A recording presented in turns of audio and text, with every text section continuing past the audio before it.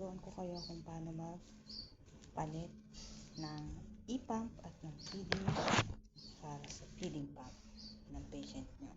So, sa hindi pa mga nakakalam. So, ito na nga binuksan ko na yung e-pump.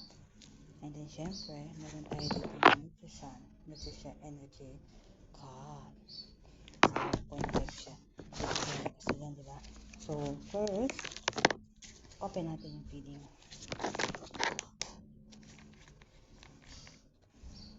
And then second, buksan natin siya. So, easy lang. So, makikita nyo dito. So, hindi lang ito ganito dapat ha. So, dapat itutulak nyo siya dyan. And then, nakadap. So, may makikita tayo dito ng mga purple. Depende to sa mga e-pump at feeding pump. So, itong purple na to, nakabukas to guys. So, kailangan tanggalin nyo siya lang dito. And then, ilak nyo siya. Ayan.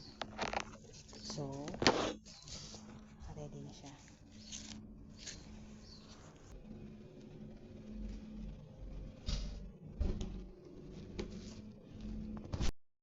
So, ayan na.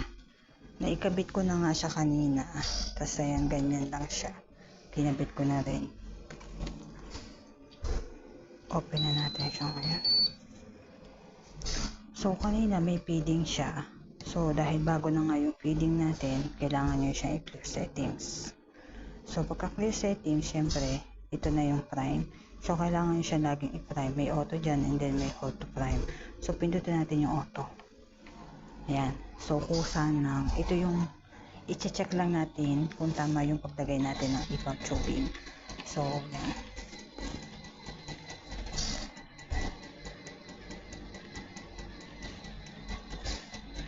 So, nakikita nyo naman, dire-diretso siya. So, ibig sabihin, tama yung pagkakabit natin ng tubing.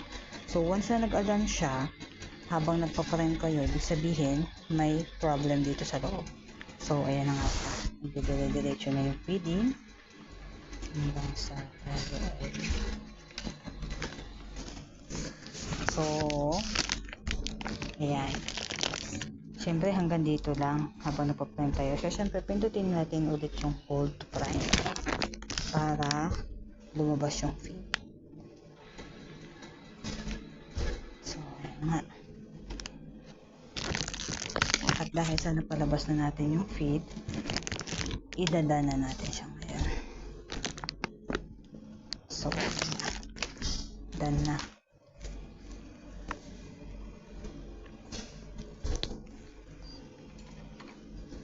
So, pagdating sa done, adjust feed na tayo. So, feed rate. So, yung feed rate natin is 50. So, pindutin mo lang dito. So, hanapin mo lang yung 5. So, ayan na. Then, yung feed rate niya per hour is 50 ml per hour. So, enter tayo. And then, susunod natin yung feeding rate. So, yung feeding rate is 1,200. So, pindutin lang natin to.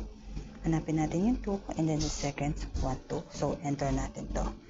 So, pagkatapos ng mga yan, i-connect na natin tong e-pump doon sa NGT ng patient. Na-connect na nga natin, pero make sure natin na hindi siya masyadong mahigpit ha, para hindi kayo mahirapan pag oras na magpagkayot ng binibigay ng kanyang medicine. So, nakaset na siya lahat, and then syempre irarana natin siya at tuloy-tuloy na nga ang feeding niya. Thank you!